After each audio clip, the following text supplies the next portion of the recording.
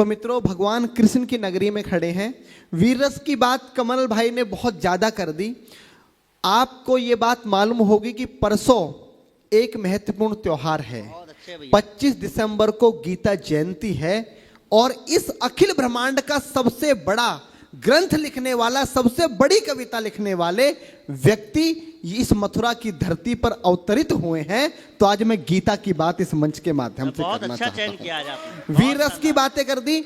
मैं चाहता हूं तो मेरे पास में तालियों का विस्फोट वाली इतनी कविता है कि आपकी तालियां बंद नहीं होंगी, लेकिन मथुरा की धरती पर खड़े होकर मैं अपने कर्तव्य से वंचित नहीं हो सकता। तो मैं आपको अपना सर्वश्रेष्ठ देकर जाऊंगा, जो मेरे जीवन की सर्वश्रेष्ठ कविता है। और वो YouTube पर अभी कहीं नहीं है, मैंने सारे YouTube चैनल से हटवा दी है। अगर पहली बार वो कविता डलेगी तो वो विश्वान न्यूज चैनल से डलेगी।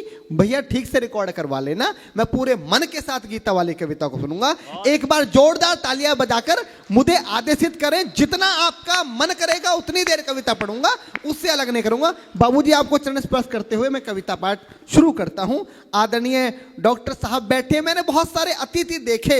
चौधरी साहब बैठे हैं, डॉक्टर साहब बैठे हैं। अतिथि आते हैं, दीप जलाते हैं और चले जाते हैं। पहले कवि से लेके अंतिम कवि तक बैठकर कवि सम्मेलन सुनने वाले मैं पूरे जीवन में पहले अतिथि देख रहा हूं। एक बार जोरदार तालियां डॉक्टर अशोक जी के सम्मान में बजाएं। मैं दादा शुरू करता हूं। स्वागत भैया। जब भगवान श्री कृष्ण कौरवों के पास गए तो उन्होंने कहा, अगर आप आधा राज्य नहीं दे सकते तो केवल 5 ग्राम दे दीजिए। और इतना बड़ा हस्तिनापुर का साम्राज्य है, 5 गांव देना कोई बड़ी बात नहीं है। मैं 5 गांवों पर पांडवों को मना लूंगा और इस भीषण विध्वंस को दुर्योधन टाला जा सकता है। पर दुर्योधन ने भगवान श्री कृष्ण को अपमानित करके भगा दिया और बोल दिया कि ग्वाले यहां से भाग जा और उन 5 व्यक्तियों को बता देना कि बिना युद्ध के मैं सुई की नोक बराबर भी जमीन नहीं दूंगा। भगवान ने युधिष्ठिर से आके कहा कि अब तुम्हारे सामने युद्ध ही शेष है, वरना तुम्हारे पास कुछ नहीं बचता। और यहां से पंक्तियां जन्म लेती है। कुरुक्षेत्र का मैदान है, एक तरफ कौरवों की सेना है कमल, एक तरफ पांडवों की सेना है। यहां से कविता जन्म लेती है कि तलवार धनुष। मैं भी बहुत लंबे समय बाद डॉक्टर साहब ये कविता पढ़ रहा हूं। जहां आपका मन करे भैया वहां पर आपका स्नेह प्यार मुझे मिले। मैं भैया शुरू करता हूं। बहुत अच्छे भैया। कि तलवार धनुष और पैदल सैनिक कुरुक्षेत्र में खड़े हुए। एक बिंब बनाता हूं, चित्र बनाता हूं कि तलवार धनुष और पैदल सैनिक कुरुक्षेत्र में खड़े हुए। रक्त पिपासु महारथी एक दूसरे सम्मुख अड़े हुए। कई लाख सेना के सम्मुख पांडव 5 बिचारे थे। एक तरफ थे योद्धा सब, एक तरफ समय के मारे थे। महासमर की प्रतीक्षा में, महासमर की प्रतीक्षा में सारे ताक रहे थे जी। और पार्थ के रथ को स्वयं केशव हाँक रहे थे जी। बहुत बस इतना आपका प्रेम मिलेगा तो मेरा काम चल जाएगा, क्योंकि जो बड़ी कविता होती है वो तालियों की मोहताज नहीं होती। कि और पार्थ के रथ को स्वयं केशव हाँक रहे थे जी। रणभूमि के सभी नजारे देखने में कुछ खास लगे। माधव ने अर्जुन को देखा, अर्जुन उन्हें उदास लगे। कुरुक्षेत्र का महासमर एक पल में तभी सजा डाला। 5 जन्य उठा कृष्ण ने मुख से लगा बजा डाला। हुआ शंखनाद जैसे ही सबका गर्जन शुरू हुआ। रक्त बिखरना हुआ शुरू और सबका मर्दन शुरू हुआ। कहा कृष्ण ने उठ पार्थ, कहा कृष्ण ने उठ पार्थ और एक आंख को मीच जरा। गांडी पर रख बाणों को, पृथ्वी को खींच जरा। और आज दिखा दे रणभूमि में, आज दिखा दे रणभूमि में योद्धा की तासीर। यहाँ इस धरती पर कोई नहीं अर्जुन के जैसा वीर। यहाँ इस धरती पर कोई नहीं अर्जुन के जैसा वीर। यहाँ सुनी बात माधव की तो अर्जुन का चेहरा उतर गया। सुनी बात माधव की तो अर्जुन का चेहरा उतर गया। एक धनुर्धारी की विद्या मानो चूहा उतर गया। बोले पार्थ सुनो का ना, बोले पार्थ सुनो का ना। जितने ये सम्मुख खड़े हुए हैं, हम तो इनसे सीख सीख कर सारे भाई बड़े हुए हैं। इधर खड़े बाबा भीष्म ने मुझको गोद खिलाया है। गुरु द्रोण ने धनुष बाण का सारा ज्ञान सिखाया है। सभी भाई पर प्यार लुटाया कुंती मात हमारी ने। कमी कोई नहीं छोड़ी थी प्रभु माता गांधारी ने। ये जितने गुरुजन खड़े हुए हैं सभी पूजने लायक हैं। माना दुर्योधन दुशासन थोड़े से नालायक हैं। मैं अपराध क्षमा करता हूं, अरे मैं अपराध क्षमा करता हूं। बेशक हम ही छोटे हैं, ये जैसे भी हैं, आखिर माधव सब ताऊ के बेटे हैं। बहुत बहुत आभार कि जैसे भी हैं। बहुत बढ़िया डॉक्टर साहब कि जैसे भी हैं आखिर माधव सब ताऊ के बेटे हैं और छोटे से भूभाग की खातिर हिंसक नहीं बनूंगा मैं। इंद्रप्रस्थ के इतने बड़े राज्य को एक धर्म से भटका हुआ योद्धा अर्जुन एक जमीन का टुकड़ा बताता है और भगवान से कहता है कि छोटे से भूभाग की खातिर हिंसक नहीं बनूंगा मैं, छोटे से भूभाग की खातिर हिंसक नहीं बनूंगा मैं, स्वर्ण ताकर अपने कुल का विध्वंसक नहीं बनूंगा मैं। अरे खून सने हाथों को होता राजभोग अधिकार नहीं, परिवार मारकर गद्दी मिले तो सिंहासन स्वीकार नहीं, परिवार मारकर गद्दी मिले तो सिंहासन स्वीकार नहीं। और रथ पर बैठ गया अर्जुन, रथ पर बैठ गया अर्जुन, मुंह माधव से मोड़ दिया, रथ पर बैठ गया अर्जुन, मुंह माधव से मोड़ दिया, आंखों में आंसू भरकर गांडीव हाथ से छोड़ दिया। बहुत जिंदाबाद दिया। आंखों में आंसू भरकर गांडीव हाथ से छोड़ दिया। गांडीव हाथ से जब छूटा माधव भी कुछ अकुलाए थे। भगवान ने सोचा कि इसने तो बेइज्जती करा दी, इससे अच्छा तो मैं शंखनाद नहीं करता। पर भगवान अपनी बेइज्जती कभी स्वीकार नहीं करते कि गांडीव हाथ से जब छूटा माधव भी कुछ अकुलाए थे। शिष्ट पार्थ पर गर्व हुआ, मन ही मन हर्षाए थे।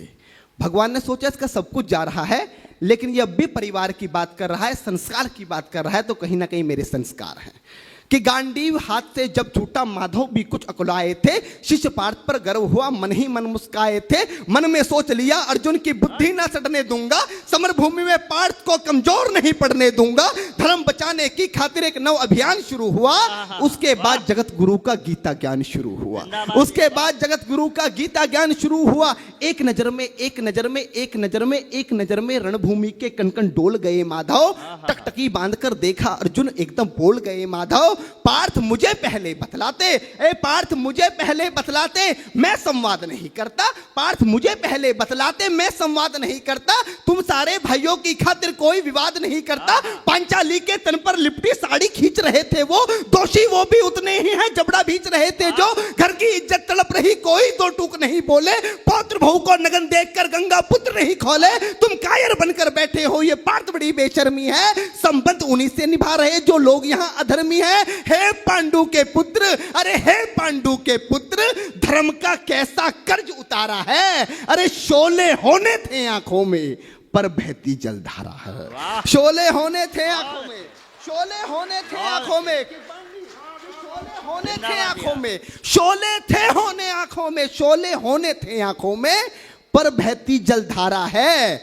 और गांडीव उठाने में पार्थ, गांडीव उठाने में पार्थ जितनी भी देर यहां होगी, गांडीव उठाने में पार्थ जितनी भी देर यहां होगी, इंद्रप्रस्थ के राजभवन में उतनी अंधेर वहां होगी। वाह, आभार।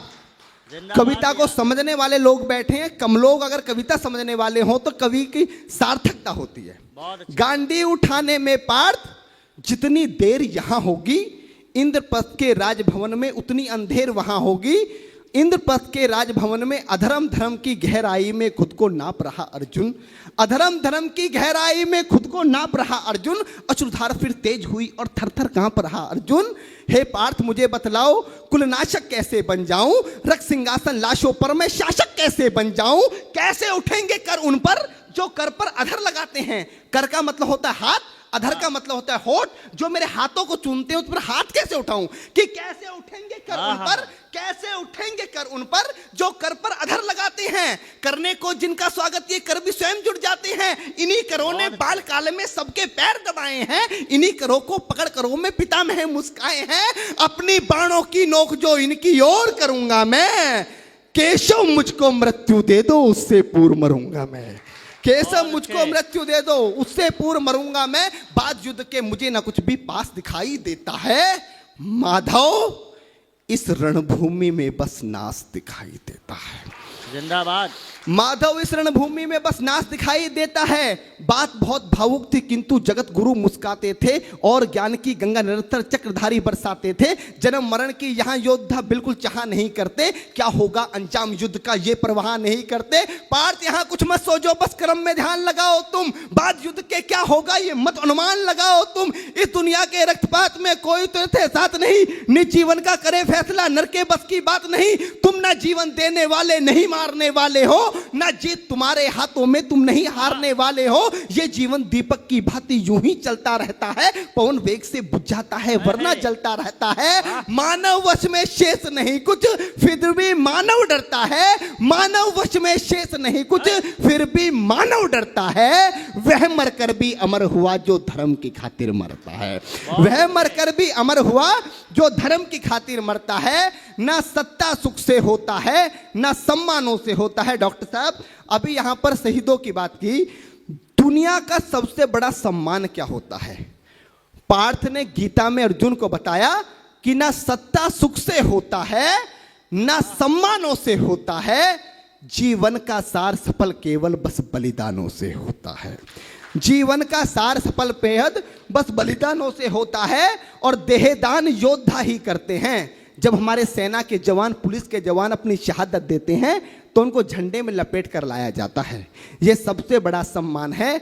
वही पंक्तियां माधव ने कहा कि ना सत्ता सुख से होता है ना सम्मानों से होता है। मेरे जीवन की डॉक्टर साहब सर्वश्रेष्ठ पंक्तियां दे रहा हूं अपने जीवन की कि ना सत्ता सुख से होता है ना सम्मानों से होता है, जीवन का सार सफल केवल बस बलिदानों से होता है। और देहदान योद्धा ही करते हैं, देहदान योद्धा ही करते हैं, ना कोई दूजा जाता है। देहदान योद्धा ही करते हैं ना कोई दूजा जाता है। रणभूमि में वीर मरे तो शव भी पूजा जाता है।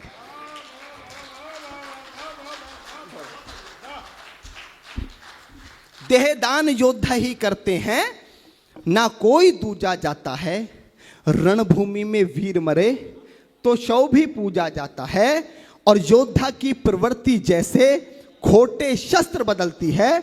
कविता की एक सर्वश्रेष्ठ पंक्तियां देता हूं क्योंकि गीता में भगवान कृष्ण बताना क्या चाह रहे थे कि योद्धा की प्रवृत्ति जैसे कमल बैठ कि योद्धा की प्रवृत्ति जैसे खोटे शस्त्र बदलती है। पंक्ति पर आपका ध्यान चाहूंगा कि योद्धा की प्रवृत्ति जैसे खोटे शस्त्र बदलती है, वैसे मानव की दिव्य आत्मा दैहिक वस्त्र बदलती है। बहुत अच्छी बात, बहुत बढ़िया। वैसे मानव की दिव्य आत्मा दैहिक वस्त्र बदलती है। ये मान और सम्मान बताओ, जीवन के अपमान बताओ। उसके बाद अर्जुन कहता है कि ये मान और सम्मान बताओ, जीवन के अपमान बताओ। जीवन मृत्यु क्या है माधव, रण में जीवन दान बताओ। काम क्रोध की बात कही तो मुझको उत्तम काम बताओ। अरे खुद को ईश्वर कहते हो तो जल्दी अपना नाम बताओ, खुद को ईश्वर कहते हो तो जल्दी अपना नाम बताओ। इतना सुनते ही माधव का धीरज पूरा डोल गया। तीन लोक का स्वामी फिर बेहद गुस्से में बोल गया, अरे कान खोलकर सुनो पार्थ, मैं ही त्रेता का राम हूं। कान खोलकर सुनो पार्थ, मैं ही त्रेता का राम हूं। कृष्ण मुझे सब कहते हैं, मैं द्वापर का घनश्याम हूं। रूप कभी नारी का रखकर मैं ही केस बदलता हूं। धर्म बचाने की खातिर मैं अनगिन वेश बदलता हूं। विष्णु जी का दशम रूप में परशुराम मतवाला हूं। नाग कालिया के फन पे मैं मर्दन करने वाला हूं। बाकासुर और महिषासुर को मैंने जिंदा गाड़ दिया, बाकासुर और महिषासुर को मैंने जिंदा गाड़ दिया। नरसिंह बनकर धर्म की खातिर हिरण्याकश्यप फाड़ दिया, नरसिंह बनकर धर्म की खातिर हिरण्याकश्यप फाड़ दिया। और रथ नहीं कहीं भी चलता है, रथ नहीं कहीं भी चलता है, बस मैं ही आगे बढ़ता हूं। जब मैं गीता का 10वां अध्याय पढ़ रहा था तो 10वें अध्याय पर पूरी दुनिया का मैनेजमेंट कुर्बान किया जा सकता है, पर पूरी दुनिया का मैनेजमेंट मात्र 2 मिनट 2 पंक्तियों में समेटा कि ना कि कान खोलकर सुनो पार्थ, मैं ही त्रेता का राम हूं। कृष्ण मुझे सब कहते हैं, मैं द्वापर का घनश्याम हूं। रूप कभी नारी का रख कर मैं ही केस बदलता हूं। धर्म बचाने की खातिर मैं अनगिन वेश बदलता हूं। विष्णु जी का 10वें रूप में परशुराम मतवाला हूं। नाग कालिया के फन पे मैं मर्दन करने वाला हूं। बाकासुर और महिषासुर को मैंने जिंदा गाड़ दिया। नरसिंह बनकर धर्म की खातिर हिरण्यकश्यप फाड़ दिया। और रथ नहीं तनिक भी चलता है, बस मैं ही आगे बढ़ता हूं। गांडीव हाथ में तेरे है, पर रणभूमि में मैं लड़ता हूं। कि रथ नहीं तनिक भी चलता है, बस मैं ही आगे बढ़ता हूं। गांडीव हाथ में तेरे है, पर रणभूमि में मैं लड़ता हूं। जैसे ही मेरे माधव का कद थोड़ा सा बड़ा हुआ, सहमा सहमा सा था अर्जुन एकदम रस से खड़ा हुआ। मां गीता के ज्ञान का सीधा हृदय पर प्रहार हुआ। मृत्यु के आलिंगन हेतु फिर अर्जुन तैयार हुआ। मृत्यु के आलिंगन हेतु फिर अर्जुन तैयार हुआ कि जितने यहां अधर्मी हैं चुन चुन कर उन्हें सजा दूंगा। इतना रक्त बहाऊंगा धरती की प्यास बुझा दूंगा। जिधर बाण चले पार्थ के सब पीछे हट जाते थे। रणभूमि के कोने कोने लाशों से पट जाते थे। धर्मराज के शीश के ऊपर राज मुकुट की छाया थी। भगवान ने युद्ध जितवा दिया। युधिष्ठिर का राज अभिषेक हुआ। कविता की अंतिम 2 पंक्तियां कि धर्मराज के शीश के ऊपर राज मुकुट की छाया थी, पर सारी दुनिया जानती थी ये बस केशव की माया थी। कि धर्मराज के शीश के ऊपर राज मुकुट की छाया थी, पर सारी दुनिया जानती थी ये बस केशव की माया थी। और धर्म किया स्थापित जिसने, धर्म किया स्थापित जिसने, दाता दया निधान की जय। हाथ उठाकर सारे बोलो चक्रधारी भगवान की जय। जिंदाबाद। वाह वाह वाह।